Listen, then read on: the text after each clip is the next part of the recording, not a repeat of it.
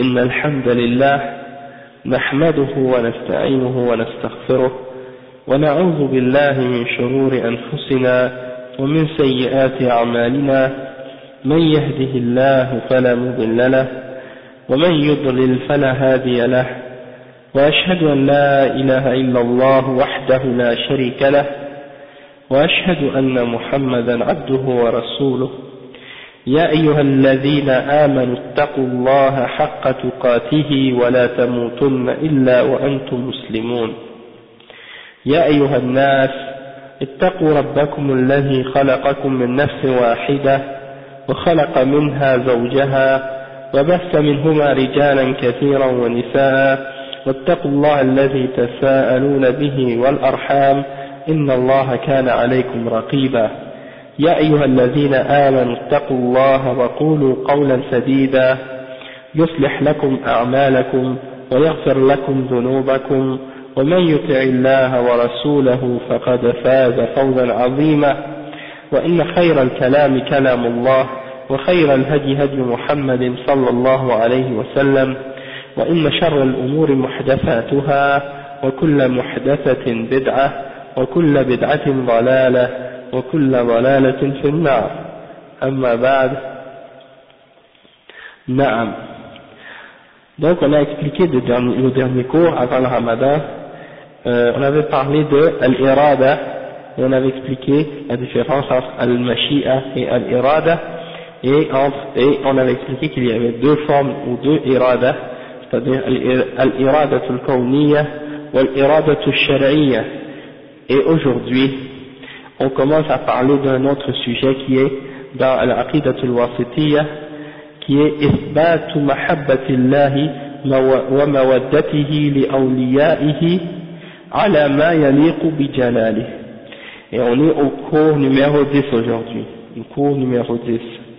Donc, alhamdulillah, avant de commencer, j'aimerais juste faire un petit retour sur quelques points pour expliquer un principe qui est important, Inch'Allah, et c'est-à-dire que on a parlé jusqu'à maintenant de plusieurs des attributs d'Allah subhanahu wa ta'ala, et on a expliqué que nous, Ahl Sunnah wal Jama'a, As-Salafiyyoun, on affirme tous les attributs d'Allah subhanahu wa ta'ala, tandis que les gens de Bid'ah, ils cherchent à les nier, soit en entier ou bien en partie, soit directement ou indirectement, et ça on l'a expliqué plusieurs fois.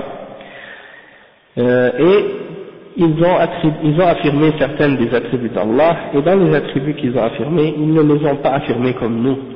Si on regarde dans leurs livres, quand ils parlent des attributs d'Allah subhanahu wa ta'ala qu'ils affirment, eh bien on voit qu'ils se basent uniquement sur la logique, ou soi-disant la raison, pour les affirmer.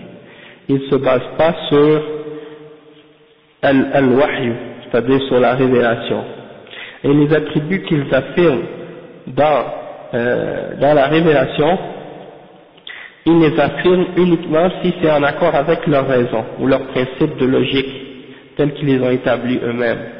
Donc, si on observe donc ce comportement de leur part, on réalise qu'ils soumettent la révélation à leur logique. D'accord? Donc ça c'est une attitude vraiment irrespectueuse envers la parole d'Allah subhanahu wa ta'ala et envers la parole du prophète sallallahu alayhi wa sallam. Et ces gens-là, ils s'imaginent que le sens apparent de la révélation d'Allah subhanahu wa ta'ala implique une ressemblance avec Allah et sa créature. Et ça c'est, en partant, une mauvaise conception de leur part. Parce qu'il n'y a rien dans la révélation d'Allah qui, dans son sens apparent, implique ou signifie une ressemblance entre la créature et le créateur. D'accord? Et s'il y a une ressemblance qui est apparente, c'est uniquement à cause de leur mauvaise conception et à cause du fait qu'ils essayent d'imaginer Allah subhanahu wa ta'ala avec leurs esprits. Que Allah les guide au droit chemin. Si on accepte la aqidah telle qu'elle est dans le Coran et dans la Sunna, subhanallah, on est sauvé de toutes ces formes d'égarement là. Et on a l'esprit en paix, c'est clair. Kitab ou Sunna et l'explication des salafs, il n'y a pas d'égarement possible si on suit cette voie-là. Et quand on ouvre leur livre, je vous jure, subhanallah, ça fait mal au cœur. yani, subhanallah, il y a beaucoup d'entre ces gens-là, justement, qui ont étudié avec eux, avec ces livres-là. Parmi les grands, là, parmi les imams des Ash'ara, et puis qui, à la fin de leur vie, ont eu des doutes, et ils ont exprimé ces doutes-là durant leur vie.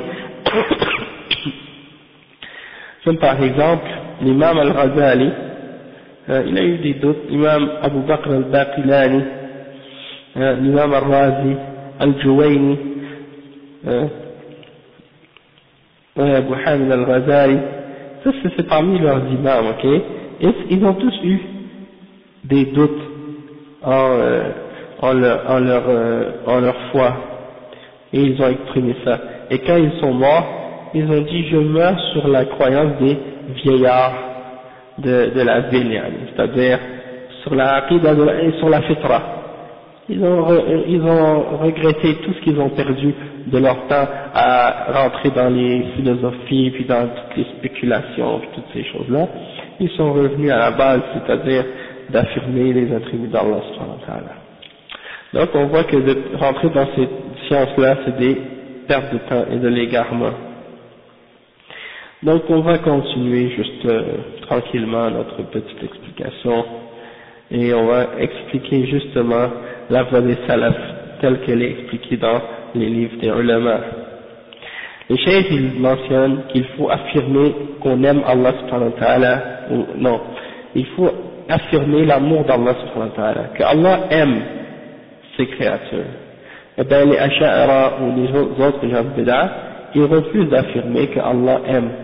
Et ils disent que si tu affirmes que Allah aime, eh bien tu affirmes une ressemblance entre Allah et sa création, parce que l'amour c'est un sentiment humain qu'on ressent dans notre cœur et tout.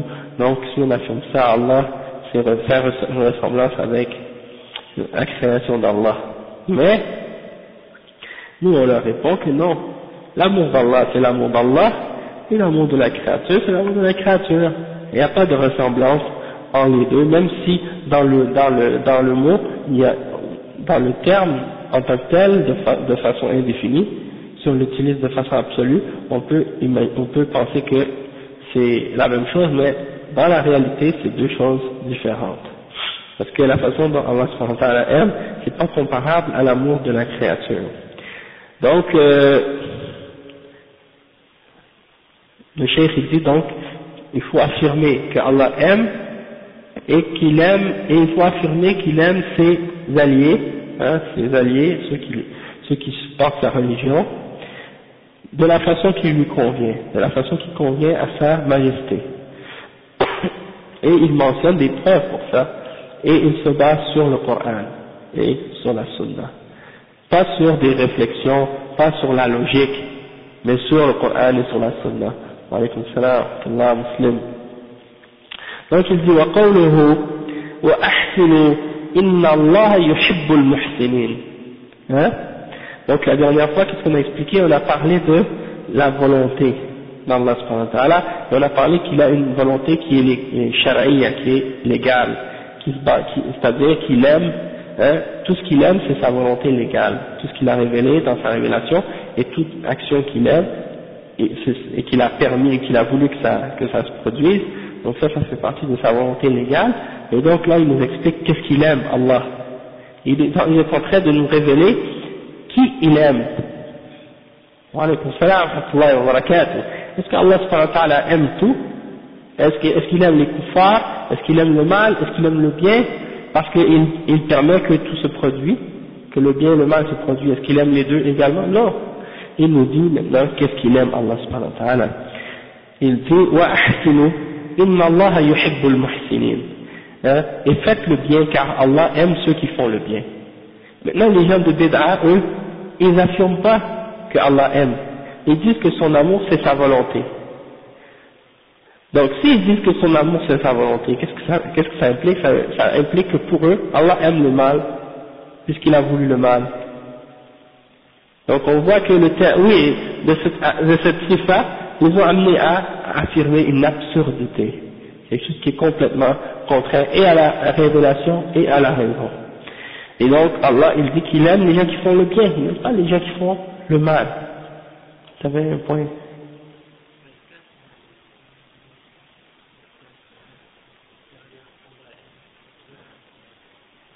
Et là, ben, il va dire non, mais ça veut dire qu'il veut le bien pour ces gens-là, ça ne veut pas dire qu'il les aime. C'est le ta'wil. Ouais, c'est ça, c'est le ta'wil qu'il faut. Exactement, c'est clair que c'est le mot qui est utilisé, c'est l'amour, c'est pas juste la volonté. Hein? Regarde par exemple, toi tu avais un point que tu voulais dire. Ouais, c'est ça. Ouais, les gens ils regardent les personnes. Au lieu de regarder les preuves du Coran et de la Sunna et de se baser sur le Coran et la Sunna. Donc, ils disent, mais plus qu'un grand savant de l'islam, qui avait mémorisé 100 000 hadiths, et qui connaissait par cœur le Coran, hein, et qui a écrit des centaines de volumes dans l'islam, a cru en la croyance des gens de Bid'ah. Alors pourquoi on va pas le suivre? Donc il prend les gens comme des preuves, comme si eux sont des arguments. Au lieu de se retourner à la parole d'Allah et de retourner à la parole du prophète sallallahu alayhi wa sallam, il préfère s'aveugler et de suivre une personne aveuglément, comme si c'était un prophète. Et ça c'est l'égarement. Il ne faut pas regarder les gens pour trouver la vérité, il faut regarder la vérité elle-même. Et après tu vas reconnaître les gens qui sont sur le droit chemin. Pas de suivre aveuglément les personnes. Il y a une seule personne qu'on peut suivre aveuglément, et c'est le prophète sallallahu alayhi wa sallam. D'accord? Donc, le cheikh Ibn Taymiyyah il continue et il dit wa aqsitu, il mentionne une autre ayah qui dit wa aqsitu inna allaha yuhibbul muqsitin. Ça c'est le premier verset de la sourate al-Baqarah, le verset 95. Le deuxième qu'il mentionne c'est sourate al-Hujurat, et faites la justice, soyez justes car Allah aime ceux qui sont justes. Le troisième verset qu'il mentionne c'est فَمَا اسْتَقَامُوا لَكُمْ فَاسْتَقِيمُوا لَهُمْ إِنَّ اللَّهَ يُحِبُّ الْمُتَّقِينَ. Tant qu'ils seront droits avec vous, alors soyez droits envers eux. Tant qu'ils seront droits envers vous, alors soyez droits envers eux. Certes, Allah aime ceux qui ont at-taqwa, qui sont les muttaqin. Il aime ces gens-là. Ça c'est dans le verset 7 dans Surat At-Tawbah. Après il mentionne une autre preuve. Il dit Inna Allah yuhibbu at-tawwabina wa yuhibbu al-mutatahhirin. Allah subhanahu wa ta'ala aime ceux qui se repentent constamment, régulièrement, et il aime les gens qui se purifient constamment, tout le temps. Al-mutatahhirin. Ça c'est dans le verset 222 de Surat Al-Baqarah.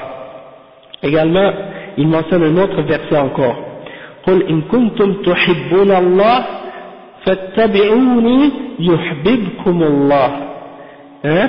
Ça c'est Allah subhanahu wa ta'ala qui ordonne au prophète sallallahu alayhi wa sallam de dire aux gens, dis ô messager d'Allah, si vous aimez vraiment Allah, alors suivez-moi et Allah vous aimera. Si vous suivez le prophète sallallahu alayhi wa sallam, Allah vous aimera. Donc ça veut dire que Allah aime qui? Ceux qui suivent le prophète sallallahu alayhi wa sallam. Ça c'est dans Surat Al-Imran, le verset 31. وقوله, un autre exemple, فسوف يأتي الله بقوم يحبهم ويحبونه. Ça c'est dans le verset dans Surat Al-Ma'idah, le verset 54 qui dit يا أيها الذين آمنوا من يرتد منكم عن دينه فسوف يأتي الله بقوم يحبهم ويحبونه أذلة على المؤمنين أعزة على الكافرين يجاهدون في سبيل الله ولا يخافون لومة لائم. Ça veut dire ô vous qui croyez, celui d'entre vous qui quitte sa religion, qui se détourne de sa religion, Allah subhanahu wa ta'ala n'a pas besoin d'eux. Il va faire venir un autre peuple que lui, Allah subhanahu wa ta'ala les aime et que eux l'aiment. C'est-à-dire ce peuple-là, eux aiment Allah subhanahu wa ta'ala aussi. Donc ça c'est la preuve que Allah subhanahu wa ta'ala il aime certains peuples. Et il a donné la description de ces gens-là, il dit Adillatin ala al-mu'minin, ils sont humbles avec les croyants, A'izzatin ala al-kafirin, ils sont fiers et puissants envers les mécréants. et ils combattent, ils luttent dans le chemin d'Allah et ils ne craignent le blâme de personne dans la religion d'Allah. Après il dit وَقَوْلُهُ إِنَّ اللَّهَ يُحِبُّ الَّذِينَ يُقَاتِلُونَ فِي سَبِيلِهِ صَفًّا كَأَنَّهُمْ بُنْيَانٌ مَرْصُوصٌ. Ça c'est dans Surat As-Saff, hein, le verset 4. Allah subhanahu wa ta'ala, il dit Allah certes aime ceux qui combattent dans son chemin et qui luttent dans son chemin en rangée, comme s'ils étaient une muraille, hein, toutes renforcées les uns avec les autres. Ok? Et donc il aime ces gens qui ont cette caractéristique-là. Et dans une autre ayah, il dit wa huwa al-Ghafour al-Wadud. Et il est, Allah subhanahu wa ta'ala, al-Ghafour, celui qui pardonne, et al-Wadud, celui qui aime. Hein, il a al-Mawadda. Donc ça veut dire que tout ça c'est des attributs qui prouvent que Allah subhanahu wa ta'ala aime certaines de ses créatures qui possèdent ces caractéristiques-là, et c'est les mu'minines, les croyants. Ok, et là le cheikh maintenant Al-Fawzan, il explique, il donne l'explication de tout ça, qu'est-ce qu'on vient de lire.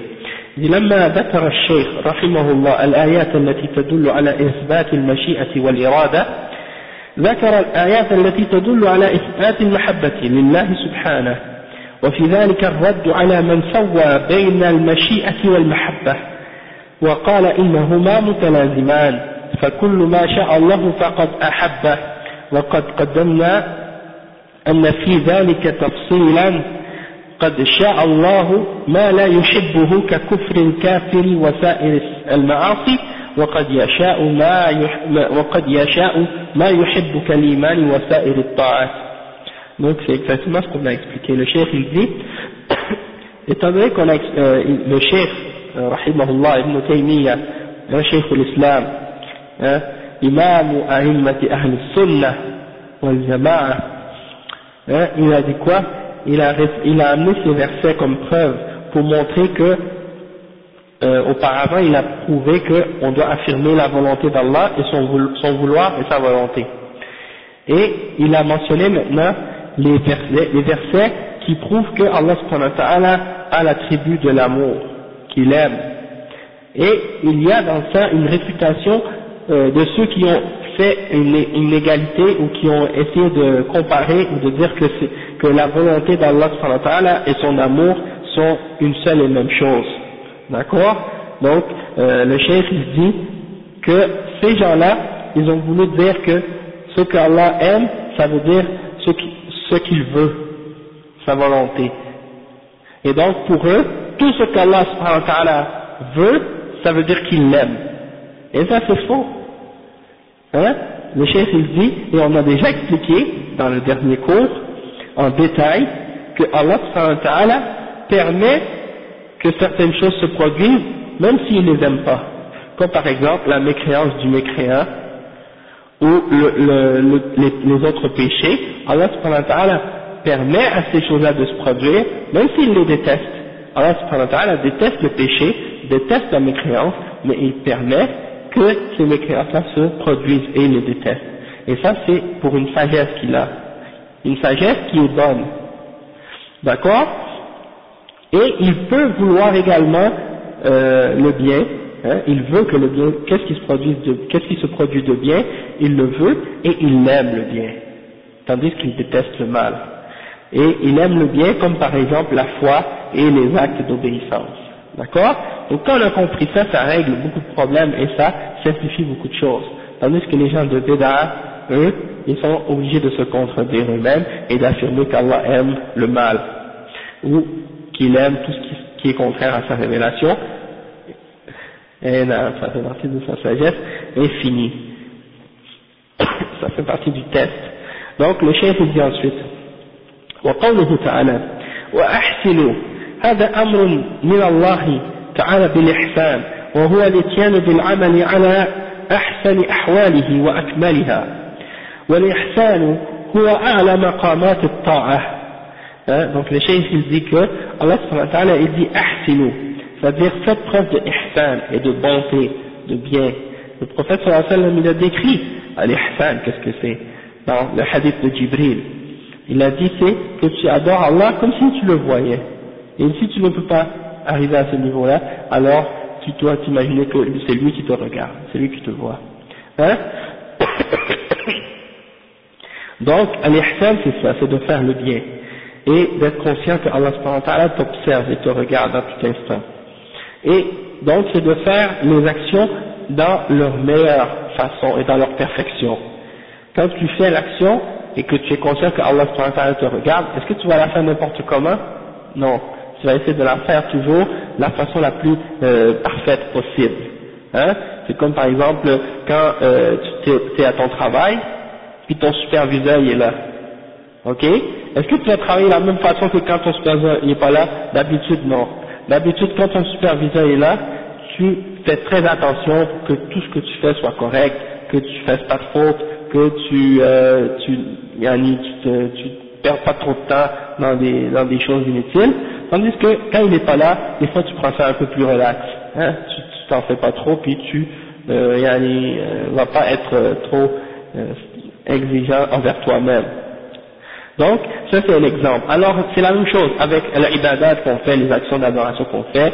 Quand tu le fais, puis tu sais qu'Allah te regarde, eh ben, tu vas la faire de la meilleure façon possible. Et c'est ça, l'ihsan. D'accord? والإحسان هو أعلى مقامات الطاعة. Et ça c'est le plus haut niveau de l'obéissance. Inna Allah yuhibbul muhsinin. Allah aime ceux qui ont cette caractéristique-là d'ihsan. Ok? Donc si on sait qu'Allah subhanahu wa ta'ala aime qu'on ait une caractéristique en nous, eh bien il faut se forcer pour essayer de l'acquérir cette caractéristique-là, puis la développer en nous-mêmes. هذا تعليل للأمر بالإحسان وهو أمر به لأنه يحب ويحب أهله فيكون ذلك حافزا على امتثال الأمر به.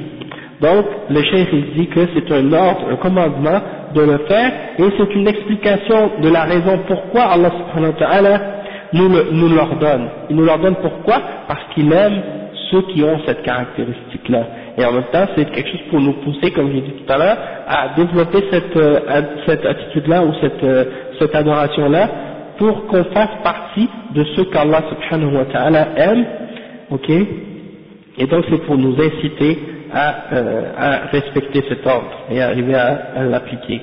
Après il dit وقوله تعالى وأقسطوا أمر بالإقساط وهو العدل في المعاملات والأحكام مع القريب والبعيد. Donc Allah subhanahu wa ta'ala il nous ordonne d'avoir al-qist. Il dit وأقسطوا. Et qu'est-ce que ça veut dire al-qist? Ça veut dire al-adl. Et l'adl c'est la justice en arabe. Al-adl. Ok?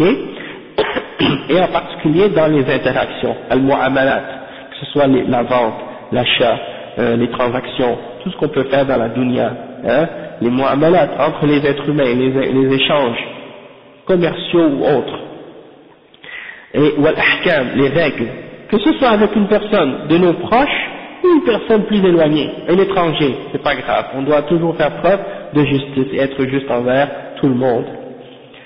Ensuite, le cheikh il dit, Inna Allah, il mentionne l'autre partie du verset qui dit, Inna Allah yuhibbul muqsitin. Ta'lilun lil amri bil iqsat, wa huwa amrun bihi, wa alaykum salam wa rahmatullahi wa barakatuh, wa huwa amrun bihi, li'annahu yuhibbul muqsitin, ay al-adilin.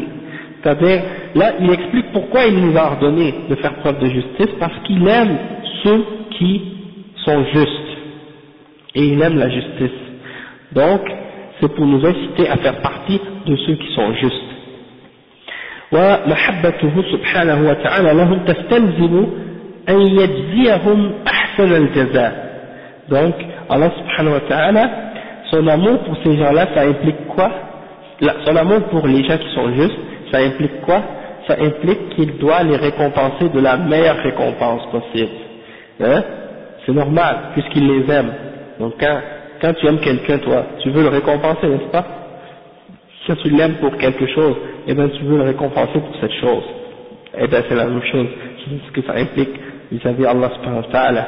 وقوله تعالى فما استقاموا لكم فاستقيموا لهم. Ça c'est un verset dans Surat At-Tawbah au sujet des mouchriquins qui ont fait une entente avec les musulmans. Hein?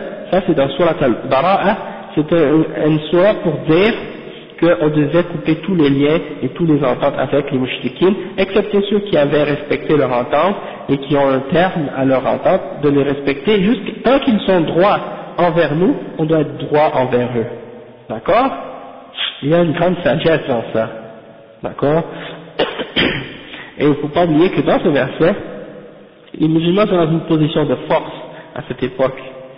Si toi tu es dans une position de force et qu'un non-croyant brise son entente avec toi, tu es capable de réagir avec lui et de le punir s'il mérite une punition. Mais si tu es dans une position de faiblesse et qu'il brise son entente avec toi, tu peux lui demander de faire preuve de respect envers son entente et sa parole. Mais est-ce que tu peux l'obliger? Est-ce que tu peux le punir? Non. Et c'est ça que beaucoup de gens aujourd'hui ne comprennent pas, les relations, les rapports de force.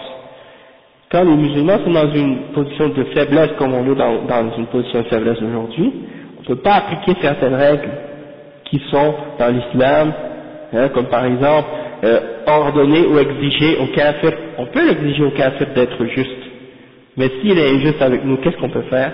Demande l'aide d'Allah subhanahu wa ta'ala. Parce qu'on ne peut pas le punir, on n'a pas la force nécessaire pour être capable de le remettre à sa place. Hein? C'est comme un policier par exemple. Le policier il vient et te frappe. Bon, tu sais que c'est un policier, il a une autorité. Lui il te frappe, c'est une injustice de sa part. Mais toi, si tu le frappes, qu'est-ce qui va t'arriver? Les conséquences seront plus graves. Parce que lui, étant donné qu'il est policier, il va essayer de justifier qu'est-ce qu'il fait. S'il te réplique, il va dire bon, agression contre un agent, je t'embarque, je t'amène en prison. Il a une excuse. Même si lui, il a fait quelque chose d'injuste en partant. Hein? Ça c'est injuste. Un exemple, ton père il te frappe. Mais c'est ton père, est-ce que tu as le droit de le répondre, de le répliquer, de le refrapper toi aussi? Non, c'est ton père. Il y a une autorité sur toi. C'est sûr que si tu as frappé d'une façon injuste, que tu méritais pas, c'est sûr que c'est pas correct. Mais est-ce que tu as le droit de le refrapper en retour? Non. Et là, donc c'est juste pour te donner un exemple qu'il y a les rapports de force. Hein? Il y a les rapports de force. Et les gens d'aujourd'hui, ils veulent pas admettre les rapports de force. Ils veulent, subhanallah, une souris devant un éléphant, la souris elle sait sa grosseur, elle sait qu'elle peut pas niaiser avec l'éléphant, mais aujourd'hui non. Quelqu'un il est petit, il voit un grand, il veut faire son fresh avec lui. Hein? Ça c'est absurde. Allah musta'an. Donc,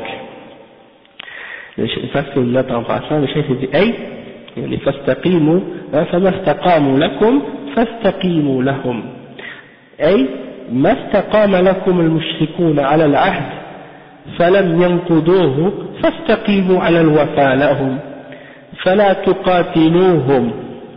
Donc le cheikh il dit, qu'est-ce que ça veut dire? Ça veut dire tant que les mushrikoun vont respecter leur entente avec vous et qu'ils ne vont pas briser leur pacte et leur entente, alors respectez-vous aussi votre entente et restez droit envers eux et soyez fidèles et ne les combattez pas. Inna Allah yuhibbul muttaqin. Allah subhanahu wa ta'ala aime ceux qui ont at-taqwa, qui ont la crainte d'Allah subhanahu wa ta'ala, qui s'éloignent de ce qu'il a interdit et qui font ce qu'il a ordonné. تعليل للأمر بالاستقامة على العهد فهو أمر بها لأنها من أعمال المتقين الذين يحبهم الله، وفيه إشارة أن الوفاء بالعهد والاستقامة عليه من أعمال المتقين، والتقوى هي التحرز بطاعة الله عن معصيته رجاء ثوابه وخوفا من عقابه. Donc le cheikh, qu'est-ce qu'il dit? Il dit que lorsqu'Allah dit qu'il aime les gens qui ont la crainte en Allah, ça implique que c'est la raison pour laquelle il ordonne d'être droit envers eux, pour qu'on puisse faire partie de ceux qui ont la caractéristique des muttaqin, parce que ce sont ceux que Allah subhanahu wa ta'ala aime, donc c'est un ordre. Et le cheikh il dit, et donc ça indique que il faut respecter notre entente, et il faut être droit envers notre entente, et que ça fait partie des actions des gens qui ont at-taqwa, et at-taqwa, comme on a dit, c'est de prendre une protection entre nous et les châtiments d'Allah, en obéissant à Allah subhanahu wa ta'ala, et en s'éloignant de ce qu'il a interdit, en espérant sa récompense, et en ayant peur de son châtiment. D'accord. Ensuite, le cheikh il dit, وقوله تعالى إن الله يحب التوابين والتوابين جمع تواب صيغة مبالغة من التوبة وهي لغة الرجوع. Ok.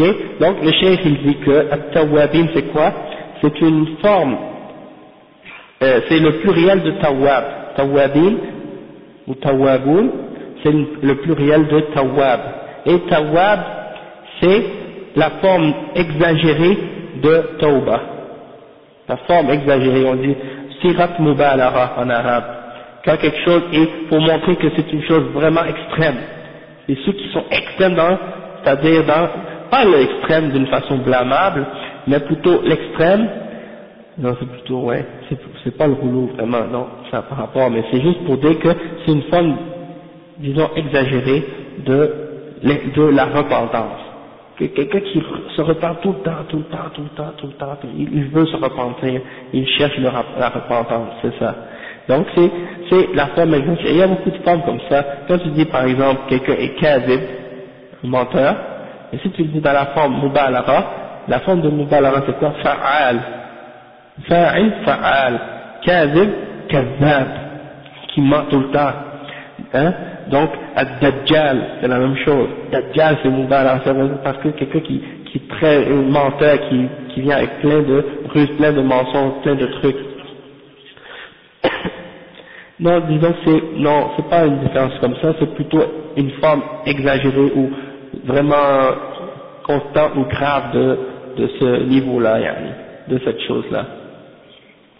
Non, at-tawwab, selon l'acte, si on utilise la forme, cette forme-là pour parler d'une chose de bien, c'est-à-dire quelqu'un qui le fait tout le temps, et si tu l'utilises pour un mot qui est quelque chose de mal, eh bien c'est quelqu'un qui le fait tout le temps, comme quelqu'un qui ment tout le temps, kazzab, c'est plus fort que de dire kadhib, hein, parce que kazzab, c'est quelqu'un qui va tout le temps, il ment trop, kazzab, ok,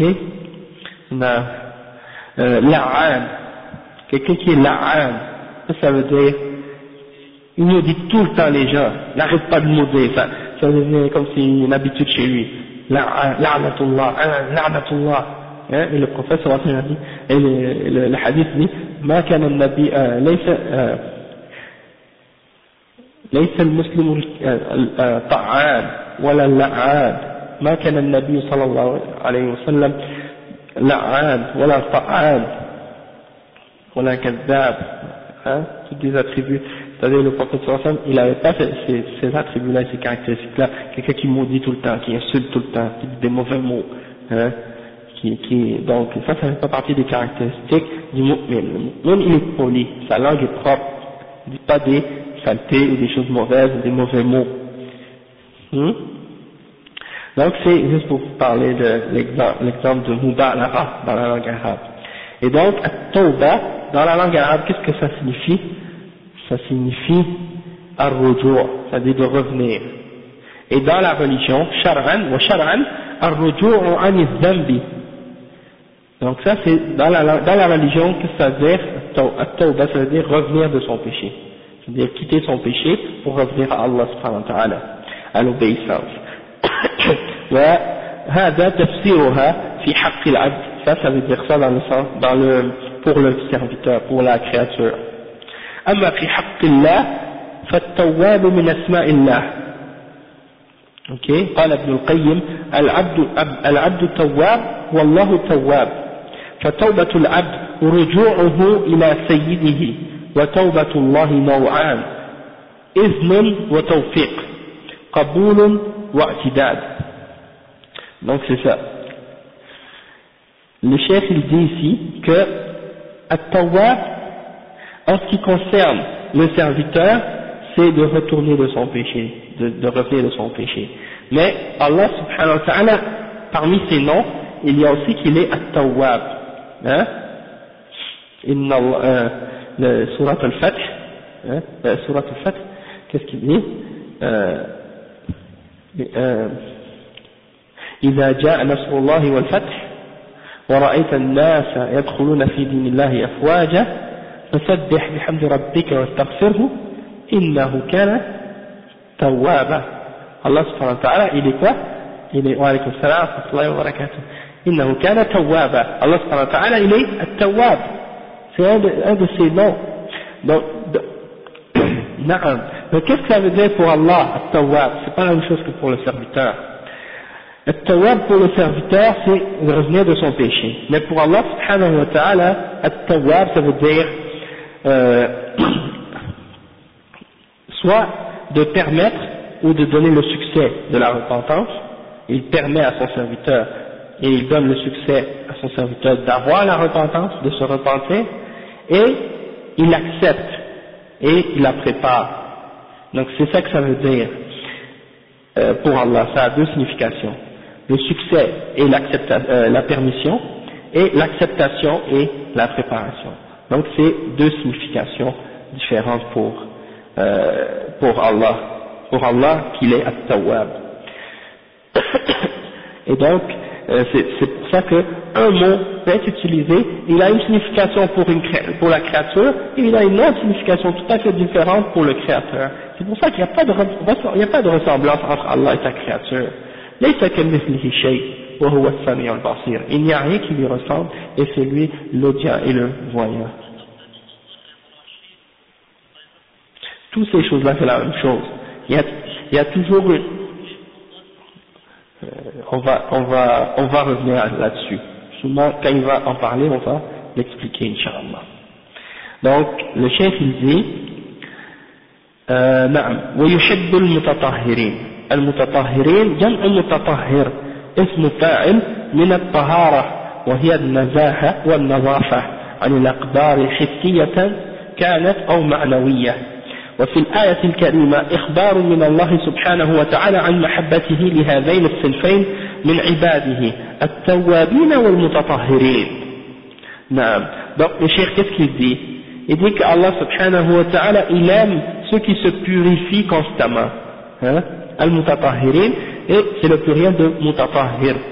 Mutatahhir, et c'est un mot qui signifie celui qui fait l'action, fa'il, de la purification.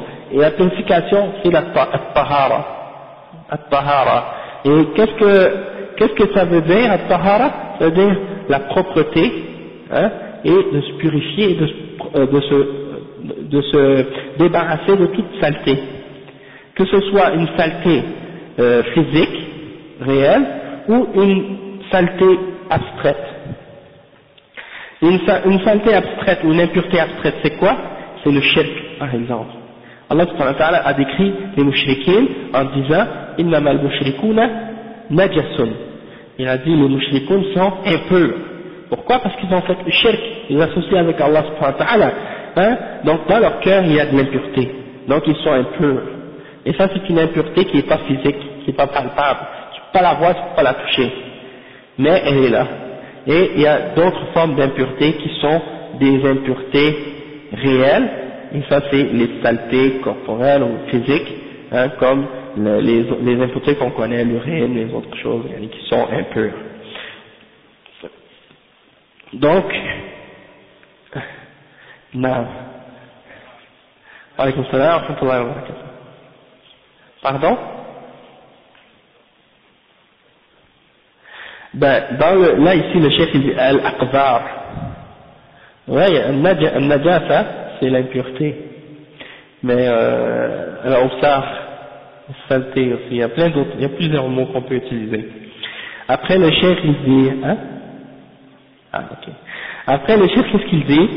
Il dit que Allah subhanahu wa ta'ala a parlé de ces deux catégories de personnes et il a dit qu'il les aime. At-tawwabun wa al-mutatahhirun. Ceux qui se repentent constamment et ceux qui se purifient constamment. Cheikh il dit ensuite wa qawluhu ta'ala قل إن كنتم تحبون الله فاتبعوني يحببكم الله. سبب نزول هذه الآية الكريمة كما ذكره ابن كثير وغيره أن قوما زعموا أنهم يحبون الله فابتلاهم الله أي اختبرهم بهذه الآية، فهي حاكمة على كل من ادعى محبة الله، ليس هي على الطريقة المحمدية، وليس هو على الطريقة المحمدية لأنه كاذب في دعواه. Donc le cheikh il dit quoi? Il dit que ce verset, qu'est-ce que ça signifie? Ça veut dire, dit, si c'est réel, si réellement vous aimez Allah, alors suivez-moi. Dis au messager d'Allah, aux gens, dis-leur. Dis, Allah il demande au prophète sallallahu alayhi wa sallam de dire aux gens, si réellement vous aimez Allah, comme vous prétendez l'aimer, vous dites que vous l'aimez Allah, alors si vous l'aimez vraiment, suivez-moi, suivez le messager d'Allah, il va vous aimer, Allah va vous aimer, donc, et il va pardonner vos péchés. Donc, le cheikh dit que la raison pourquoi ce verset-là a été révélé, comme les ulama l'ont mentionné, comme Ibn Kathir et d'autres, c'est que certaines personnes ont dit, nous, on aime Allah. Alors Allah les a éprouvés, les a testés par ce verset-là. Et c'est un juge pour toute personne qui prétend aimer le prophète sallallahu alayhi wa sallam sans suivre la voie du prophète Muhammad sallallahu alayhi wa sallam. C'est une preuve qu'il est menteur dans sa prétention, s'il ne suit pas l'exemple du prophète Muhammad sallallahu alayhi wa sallam. Donc tous ceux qui viennent avec des bid'ah, des innovations, des contradictions avec la charia d'Allah, et bien ces gens-là, même s'ils disent qu'ils aiment Allah, ce sont des menteurs. Pourquoi? Parce qu'ils n'ont pas suivi l'exemple du prophète Muhammad sallallahu alayhi wa sallam. وفي الآية الكريمة إخبار من الله سبحانه وتعالى يعني il dit قوله يحببكم الله أي يحصل لكم فوق ما طلبتم من محبتكم إياه وهو محبته إياكم وهو أعظم من الأول. Ça c'est important. Le chef il dit que si vous obéissez et vous suivez le prophète sallallahu alayhi wa sallam, il va vous arriver quelque chose de meilleur que ce que vous prétendiez auparavant. C'est-à-dire que non seulement que vous allez aimer Allah subhanahu wa ta'ala, mais Allah lui-même va vous aimer. Et ça c'est plus grand encore que de prétendre que vous l'aimez. Parce que c'est vrai, tout le monde peut dire oui, moi j'aime Allah. Mais maintenant, est-ce que tu sais que Allah t'aime? Est-ce que tu sais si Allah t'aime? Et ça c'est plus important que Allah t'aime, que toi tu l'aimes. Peut-être que toi tu aimes quelqu'un et puis il te déteste. Donc le plus important c'est que Allah subhanahu wa ta'ala il t'aime et que tu saches qu'il t'aime. Et si tu veux savoir que Allah t'aime, c'est ça le plus important, alors suis le prophète sallallahu alayhi wa sallam. Et là, le prophète sallallahu alayhi wa sallam, en le suivant, Allah va t'aimer. Après il dit وقوله تعالى فسوف يأتي الله بقوم يحبهم ويحبونه وهذا جواب الشرط في قوله من يرتد منكم عن دينه يقول تعالى مخبرا عن قدرته العظيمة أنه من تولى عن نصرة دينه وإقامة شريعته أنه يستبدل به من هو خير منه وهم قوم متصفون بصفات عظيمة من أعظمها أن الله يحبهم وهم يحبونه والمراد بهم أبو بكر الصديق وجيشه من الصحابة والتابعين رضي الله عنهم الذين قاتلوا أهل الردة ثم كل من جاء بعدهم من المقاتلين للمرتدين إلى يوم القيامة. Cheikh, qu'est-ce qu'il dit ici? Il dit que Allah subhanahu wa ta'ala, il dit que toute personne, Allah va venir avec un peuple qu'il aime, yuhibbuhum, Allah aime ce peuple-là et eux aiment Allah. Et ça c'est la réponse de qu'est-ce qui vient avant cette partie-là dans le verset, c'est-à-dire ceux d'entre vous qui allez quitter votre religion, sachez qu'Allah va faire venir un peuple qu'il aime et qu'il aime. Ça c'est qu'est-ce qu'on a expliqué tout à l'heure. Et le cheikh il dit, et ça dans ce verset, dans ce grand verset, Allah il explique sa grande puissance et que Allah subhanahu wa ta'ala, toute personne qui se détourne de supporter sa religion, c'est-à-dire il cesse de supporter la religion d'Allah et il cesse d'établir sa charia, eh bien Allah subhanahu wa ta'ala va l'échanger pour un autre qui est meilleur que lui. Tout peuple qui abandonne la charia d'Allah ou qui abandonne de supporter la religion d'Allah, Allah va l'échanger pour un autre peuple qui sera meilleur. Ok? Allah n'a pas besoin d'aucun peuple. Allah n'a pas besoin de personne. Il ne dépend pas de personne. Si un peuple cesse de supporter sa religion, Allah va prendre un autre peuple, il va supporter sa religion avec un autre peuple. Hein? Donc, le cheikh il dit, ensuite, et c'est qui ce peuple-là? Ce sont un peuple qui possède des caractéristiques grandes. Et parmi leurs plus grandes caractéristiques, c'est qu'ils aiment Allah subhanahu wa ta'ala et que Allah subhanahu wa ta'ala les aime. Et de qui on parle dans ce verset-là? On parle de Abu Bakr as-Siddiq et de son armée parmi les Sahaba et les Tabi'in, ceux qui ont combattu les gens de la Ridda, les apostats, ceux qui avaient quitté l'islam après la mort du prophète sallallahu alayhi wa sallam, et tous ceux qui sont venus par la suite et qui ont combattu les apostats jusqu'au jugement dernier. Ok? Après le cheikh il dit وقوله تعالى إن الله يحب الذين يقاتلون في سبيله. Allah subhanahu wa ta'ala aime ceux qui combattent et qui luttent sur son chemin. إخبار منه ومؤكد أنه سبحانه يحب من اتصف بهذه الصفة. Donc ça c'est une information que Allah aime ceux qui ont cette caractéristique-là en eux, qui combattent dans le chemin d'Allah subhanahu wa ta'ala. Et يجاهدون بأموالهم وأنفسهم لإعلاء كلمة الله. Donc ils combattent et ils luttent avec leurs biens et avec leurs personnes pour faire élever la parole d'Allah subhanahu wa ta'ala. صفا en rang. أي يصفون أنفسهم عند القتال ولا يزالون عن أماكنهم. C'est-à-dire lors du combat ils se placent en rang et ils ne quittent pas leur place, ils restent en rang. Hein? كأنهم بنيان مرصوص وقد رص بعضه ببعض وألزق ببعضه بعضه ببعض فليس فيه فرجة ولا خلل. Hein? C'est comme un mur qui est renforcé. Hein? L'un avec les autres, ils sont tous collés un avec l'autre et il n'y a pas d'espace entre eux, il n'y a pas de vide, comme par exemple comme dans la prière. Hein? Souvent on voit dans notre prière, dans les rangs, des espaces vides, hein? Et des vides entre nous, et ça c'est mauvais, ça c'est quelque chose que le prophète sallallahu alayhi wa sallam il a toujours interdit. Avant la prière il disait Suddul Furaj, hein? Fermez les vides, les espaces vides et collez-vous dans vos rangs, hein? Istaw et atadilou, mettez-vous droit, mettez-vous égal tous, hein? Et il disait la tusawwunna sufufakum aw la yukhalifan Allah bayna qulubikum aw bayna wujuhikum. Si vous ne faites pas vos rangs droits, Allah subhanahu wa ta'ala va faire diviser vos cœurs, hein, et vos visages et vos cœurs. Donc ça va avoir un effet sur vos cœurs, le fait que vous êtes tous éparpillés, le rang tout croche, hein, plein d'espace vide entre vous. Dans certaines mosquées, tu vas rentrer là-bas pour prier, si tu colles ton pied à côté de l'autre, la personne s'écarte, elle s'éloigne de toi, comme si c'est quelque chose de mal, parce qu'ils ont contredit la sunna du prophète sallallahu alayhi wa sallam. Tu regardes leur rang, c'est plein d'espaces vides, c'est comme s'ils essaient de prier les uns le plus loin de l'autre possible, et ça reflète quoi? Ça reflète la division, la faiblesse, ça reflète pas l'unité et la force, hein?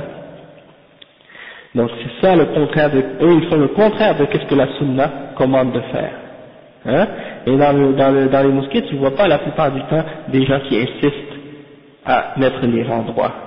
Tu vois que les gens, la plupart du temps ils font déjà des lignes déjà tracées, les gens font juste se mettre dessus, ils font pas d'effort pour se mettre droite, hein? Alors que lorsqu'on est dans le combat par exemple, il n'y a pas de ligne par terre.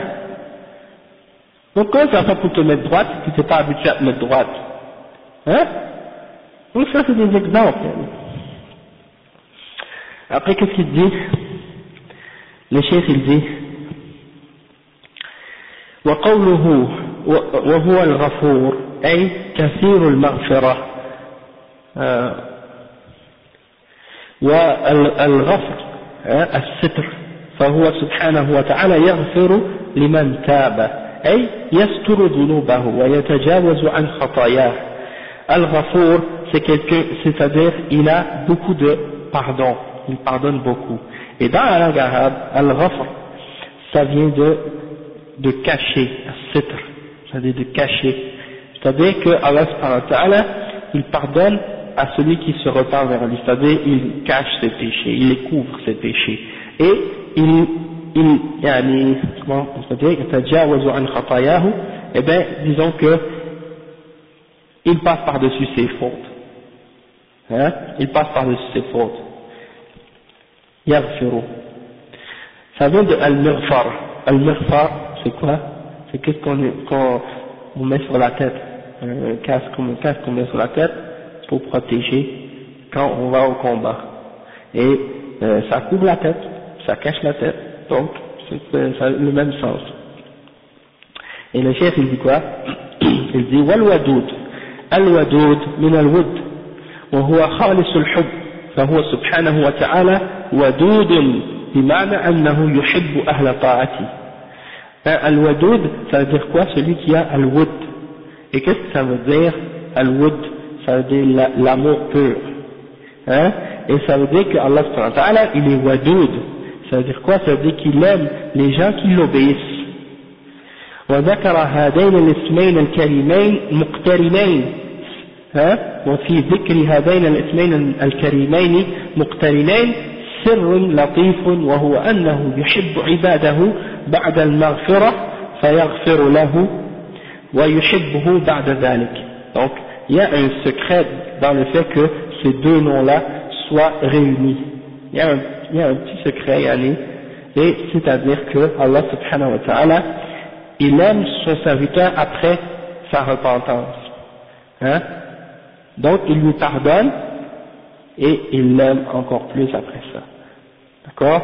Et le cheikh dit والشاهد من هذه الآيات الكريمة أن فيها إثبات المحبة والمودة لله سبحانه وأنه يحب ويود بعض الأشخاص والأعمال والأخلاق فهو يحب بعض الأشياء دون بعض على ما تقتضيه حكمته البالغة فهو يحب المحسنين ويحب المقسطين ويحب المتقين ويحب المتبعين لرسوله صلى الله عليه وسلم ويحب المجاهدين في سبيله ويحب التوابين والمتطهرين.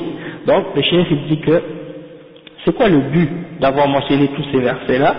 Le but d'avoir tout mentionné ça, c'est de faire comprendre que Allah subhanahu wa ta'ala, il a affirmé qu'il avait l'amour et qu'il avait al-mawadda, l'affection pour certaines de ses créatures et certaines parmi les actions qu'on fait et certains parmi les comportements ou les caractéristiques qu'on peut posséder. Donc Allah subhanahu wa ta'ala aime certaines choses parmi d'autres. C'est-à-dire, il y a des choses parmi certaines qu'il aime et d'autres qu'il n'aime pas. Et ça implique que Allah subhanahu wa ta'ala a une énorme sagesse. Allah subhanahu wa ta'ala a une énorme sagesse. Et qu'il aime les gens qui font le bien, qui sont muhsinin. Et qu'il aime les gens qui sont justes. Et qu'il aime ceux qui ont la crainte en lui. Et qu'il aime ceux qui suivent son messager sallallahu alayhi wa sallam. Et qu'il aime ceux qui luttent dans sa voie. Et qu'il aime ceux qui se repentent constamment et qu'il aime ceux qui se purifient constamment. وفيها إثبات المحبة من الجانبين جانب العبد وجانب الرب. Il y a l'affirmation également qu'il y a un amour des deux côtés, dans les deux sens. L'amour du côté du serviteur et l'amour du côté du Seigneur, c'est-à-dire Ar-Rabb, Allah subhanahu wa ta'ala. يحبهم ويحبونه. Eux aiment Allah subhanahu wa ta'ala et Allah subhanahu wa ta'ala les aime en retour. Donc, inna Allah, après il dit in kuntum tuhibbuna Allah fattabi'uni.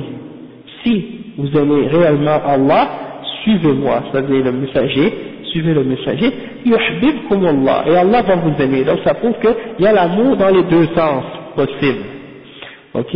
ففي ذلك الرد على من نفى المحبة من الجانبين كالجهمية والمعتزلة, hein, comme les gens de Bid'a, comme les Jahmiya et les Mu'tazila, ils ont nié qu'Allah subhanahu wa ta'ala avait un amour pour ses créatures, ils ont nié qu'on pouvait aimer Allah subhanahu wa ta'ala, ou qu'il pouvait avoir un amour dans les deux sens. فقالوا لا يحب ولا يحب. أعوذ بالله. Ils ont dit, il n'aime pas et on ne peut pas l'aimer. Les gens de Bid'a. Hein? وأول محبة العباد له بمعنى محبتهم عبادته وطاعته. Donc ils ont fait le ta'wil, ils ont déformé le sens de l'amour pour Allah et ils ont dit que ça veut dire qu'on aime l'adorer. On dit qu'on aime Allah, mais on n'aime pas Allah, on aime l'adorer. Ok? C'est une façon de nier l'attribut et de nier qu'on peut aimer Allah subhanahu wa ta'ala. بمعنى محبتهم عبادته وطاعته ومحبته للعباد بمعنى إحسانه إليهم وإثباتهم ونحو ذلك. Donc ils disent que eux, du sens comme si que quand on dit que Allah aime ses serviteurs, pour eux ils ont dit ça veut dire qu'il leur fait du bien et il les raffermit ou des choses de ce genre. Et ils n'ont pas voulu admettre que Allah aime. وهذا تأويل باطل لأن مودته ومحبته سبحانه وتعالى لعباده على حقيقتهما كما يليق بجلاله كسائر صفاته ليستا كمودة ومحبة المخلوق. Il dit le cheikh, ça c'est une déformation complètement fausse du sens et c'est batil. Il dit pourquoi?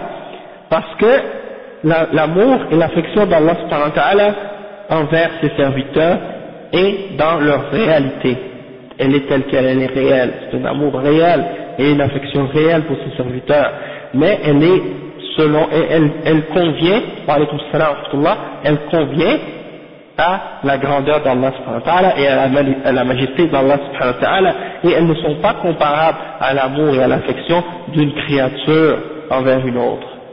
Allah subhanahu wa ta'ala, l'amour d'Allah et l'affection qu'Allah subhanahu wa ta'ala a pour sa création, elle n'est pas comparable à celle de sa créature, comme on a dit. Et ça c'est la même chose pour tous les autres attributs d'Allah subhanahu wa ta'ala. Laysa kamithlihi shay, wa huwa as-sami'ul basir. D'accord? Wa alaykum assalam wa rahmatullahi wa barakatuh. Ensuite, le chef il commence maintenant un autre point, qui est d'affirmer إثبات اتصافه بالرحمة والمغفرة سبحانه وتعالى. C'est-à-dire d'affirmer qu'Allah subhanahu wa ta'ala a l'attribut de la miséricorde et du pardon. Ok? Et il mentionne des preuves de ça. Le cheikh il dit قوله تعالى بسم الله الرحمن الرحيم. Ça la première preuve qu'il mentionne, c'est le verset qui dit Bismillah ar-Rahman ar-Rahim, c'est-à-dire au nom d'Allah, celui qui est Ar-Rahman, qui possède, qui est le tout miséricordieux, et Ar-Rahim, celui qui est très miséricordieux. Donc ça prouve qu'il a, si on affirme qu'il a ces deux noms-là, ça prouve qu'il a ces attributs-là, parce que tous ces noms impliquent une attribut. Le sens, la signification de ces noms implique une attribut. Un autre verset qu'il a mentionné, Rabbana wasi'ta kulla shay'in rahmatan wa ilma. Notre Seigneur, tu as enveloppé toute chose que tu as dépassé toute chose par ta miséricorde et par ta science. Donc il a rempli toute chose par sa science et par sa connaissance et par sa miséricorde. Wa alaykum salam wa rahmatullahi wa barakatuh. Ça c'est ayat dans Surat Ghafir, le verset 7. Il dit وَكَانَ بِالْمُؤْمِنِينَ رَحِيمًا. Certes il est envers ses serviteurs plein de miséricorde.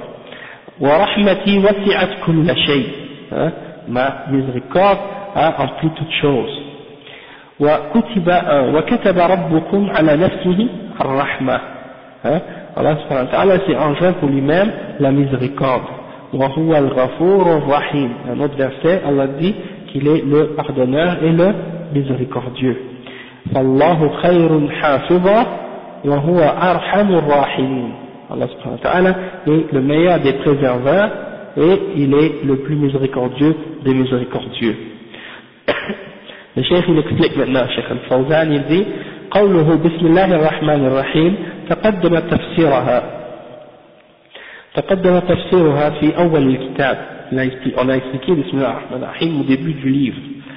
ومناسبة ذكرها هنا أن فيها إثبات الرحمة لله تعالى صفة من صفاته كما في الآية المذكورة بعدها. قال الإمام ابن القيم الرحمن دال على الصفة القائمة به سبحانه، والرحيم دال على تعلقها بالمرحوم، كما قال تعالى وكان بالمؤمنين رحيما لم يجي قط رحمن بهم، وكان الأول للوصف والثاني للفعل، فالأول دال على أن الرحمة وصفه، والثاني دال على أنه يرحم خلقه برحمته. Donc le cheikh il explique une petite nuance en ce qui concerne la distinction entre le nom Ar-Rahman et le nom Ar-Rahim. Il explique que, on a déjà expliqué, mais il dit que l'imam Ibn al-Qayyim, il a dit que Ar-Rahman, ça explique qu'il a cet attribut-là en lui-même, de la miséricorde, ok? Tandis que Ar-Rahim, ça a un rapport avec l'action qu'il fait, d'avoir la miséricorde envers ses serviteurs.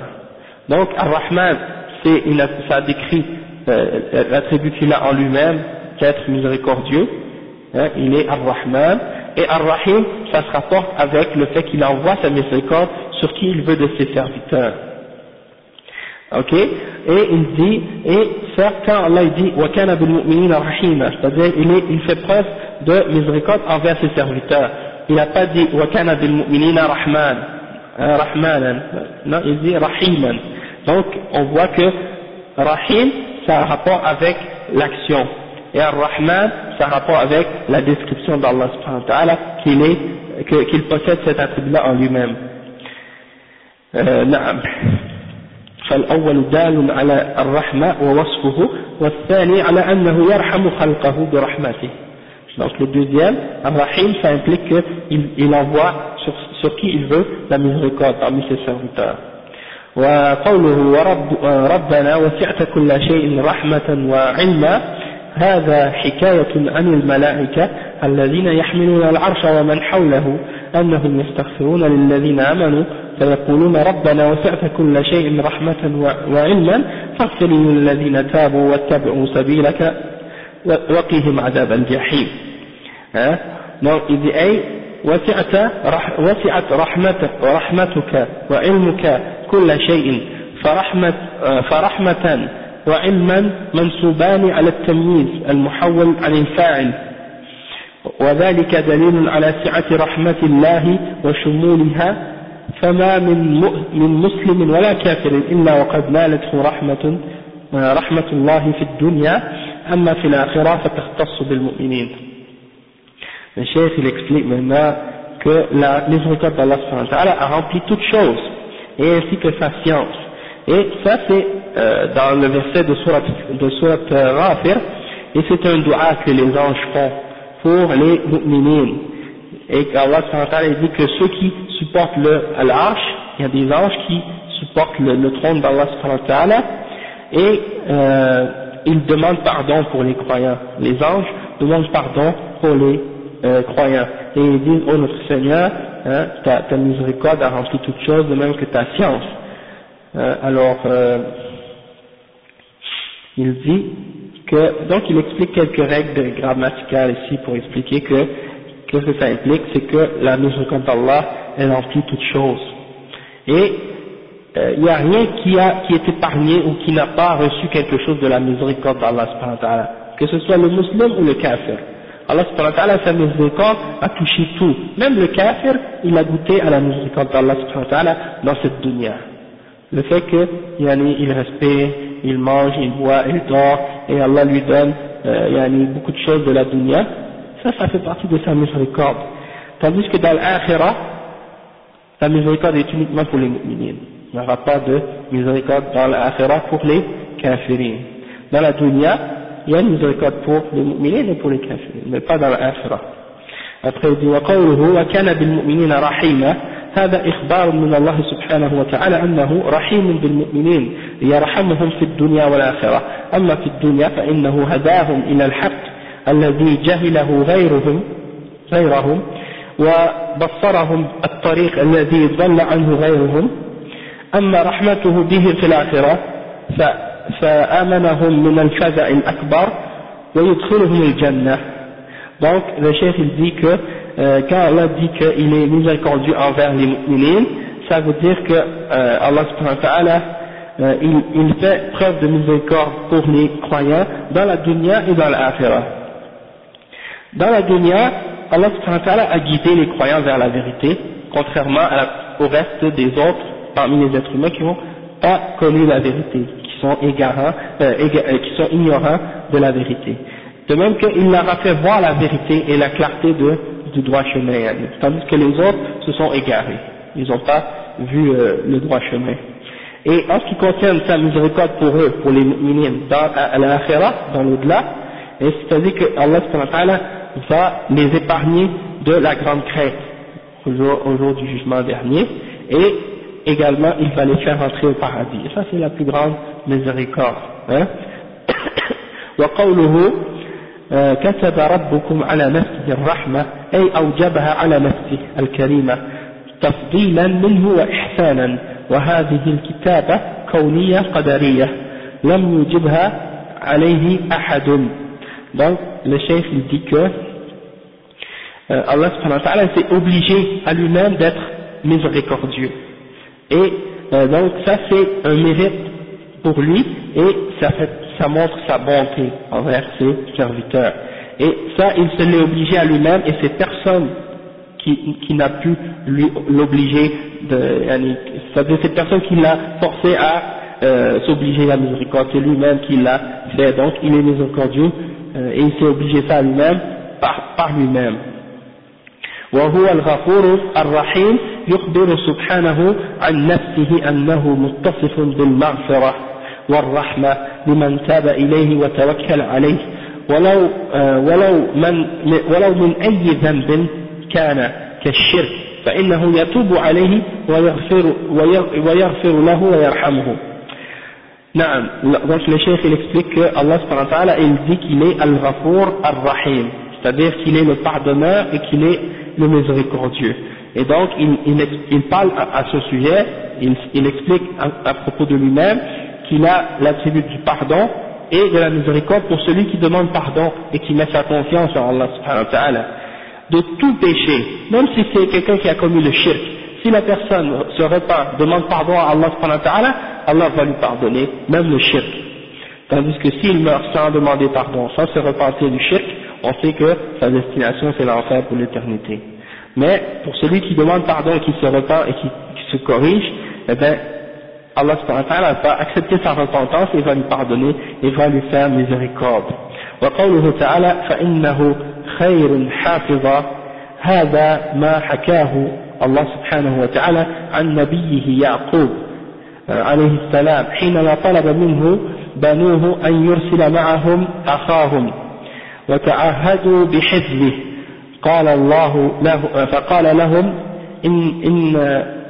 إن حفظ الله تعالى إن حفظ الله سبحانه وتعالى له خير من حفظكم يعني إن حفظ الله سبحانه وتعالى له خير من حفظكم.